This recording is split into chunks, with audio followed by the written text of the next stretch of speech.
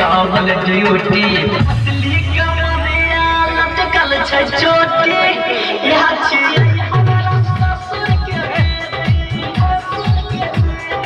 असली कमरिया लटकल छै चोटी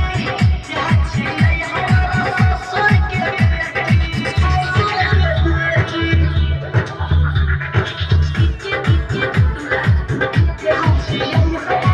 ससुर के